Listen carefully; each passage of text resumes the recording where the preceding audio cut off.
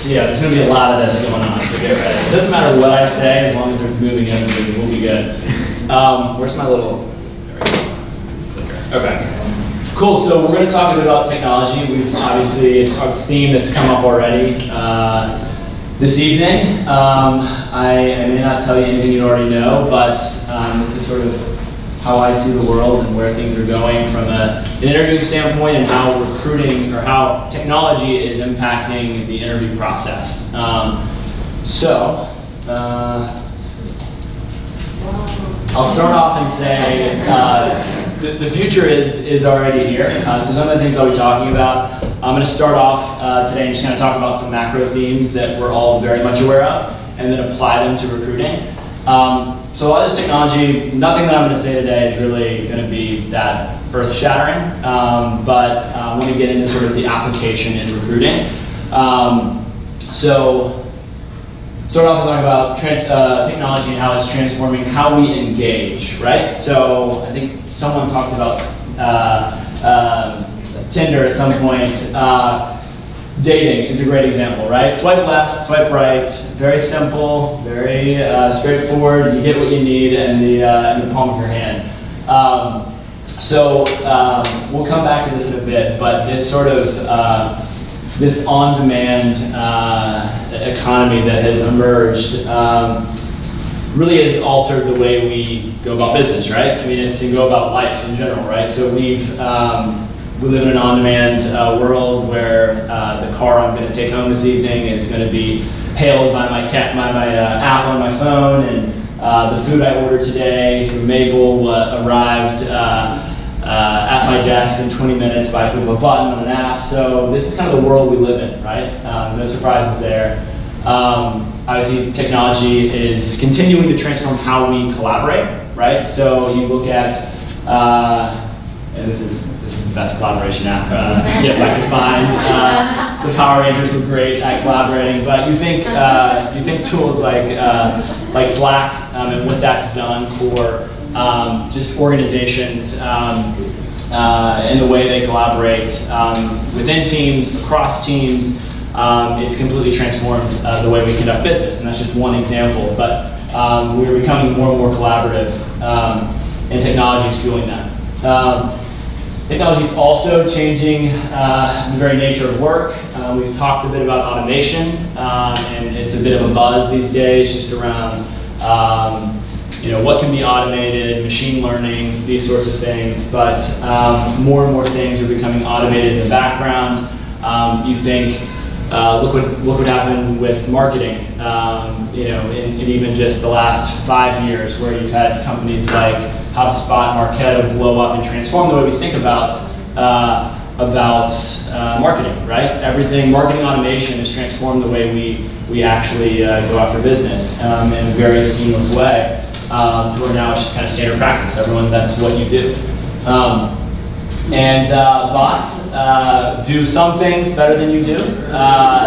We talked a bit about chatbots before. I'll bring it up again in a minute, but there's a lot of things that humans do great, and there's a lot of things that humans do quite terribly at. And so bots offer the ability to kind of come in and sort of augment the human experience in a way that is very scalable, right? Because as recruiters, we always want to maintain a very high-touch process and experience for our candidates.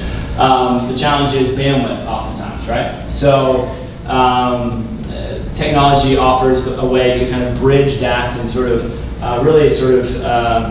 offer a multiplier on what you're capable of doing in your finite amount of time in a given day. So what does all this have to do with interviewing, right? We're here to talk about interviewing and how technology is transforming interviewing. So let's bring it to actual application. So interviews are becoming on demand, right? So I'll more broadly reference interviewing or define interviewing as really kind of any sort of action where you're evaluating someone for a position, right? That can be a screening step, an interviewing step, but there's a lot of great tools that have emerged that allow for you to have for you to evaluate candidates from your phone or whatever device you have, similar to how you do on Tinder right now for your dates. You can very easily through digital interviewing or other solutions, other assessments. A few have been mentioned tonight. Again, it begins to automate some of the top of the funnel activities that are taking place. Collaboration. So where, again, we talked about Slack, but where I see recruiting and interviewing particularly going is just more and more infused in the everyday tools that we use, right? So from a collaboration standpoint, and many of you may already do this, but just thinking about how you're collaborating with your hiring managers, how you're getting feedback, how you're reminding them, even just how you're engaging with candidates. I've heard of some companies that are actually using Slack channels as a way to have kind of private chats on certain topics to be able to educate potential candidates on opportunities there. So tools like this really are going to be the foundation for really powering a lot of the communication that goes throughout the interview process, right? It's getting out of these systems that we're used to manually inputting data and getting into systems that are much more collaborative, right? And so this dynamic where you're pushing data out to those systems and pulling data back in, but being able to power things through a communication tool like Slack is going to it really kind of drive a lot of this in the future. Again, automation. We touched on this before, but just all of the administrative tasks. I think if I polled all of you that are in recruiting in some shape, form, or fashion, one of the biggest frustrations with your job, other than telling candidates that they're not a right fit for the role, is dealing with all the administrative components of the interview process, right? All of those little friction points that add up to a very significant amount of time across your 10 requisitions and your 10 candidates per requisition, et cetera. So the more that you can alleviate a lot of these friction points through automation, the better, right? So we talked about scheduling, Alan brought that up.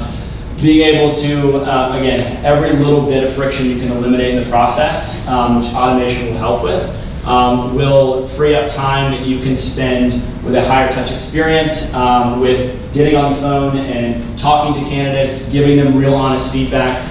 So I know a lot of times people tend to kind of tense up when automation is brought up, because as recruiters we fundamentally want to foster a very high touch process, right? We got into this gig because we love the people element of it, and we think that to best represent our brands, we need to have a very high-touch process. We owe that to candidates. And I would push back a little bit and say, we do, but the best way to do that is through automation, through embracing technology and then allowing, freeing up time that you can spend on more value-add activities, such as getting on the phone and providing real feedback to candidates that did or did not get the opportunity. So it's just a multiplier effect for what you can do.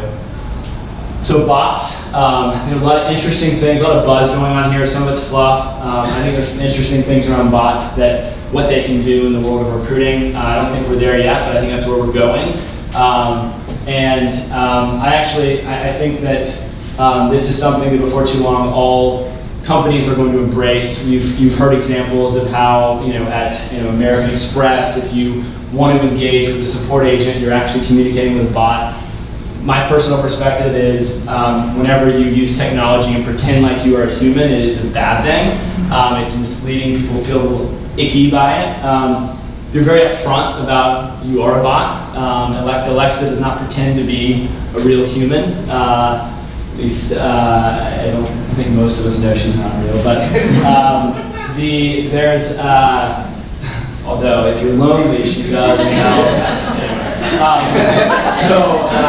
But bot technology, I think when embraced is kind of, yes, this is not a person on the other end, but this is a way for us to help educate, inform, answer questions, and make sure candidates kind of have that kind of 24/7 sort of resource for questions being asked, whether it's pre-apply or post-apply. A lot of interesting things that can be done, that are being done, that will be done.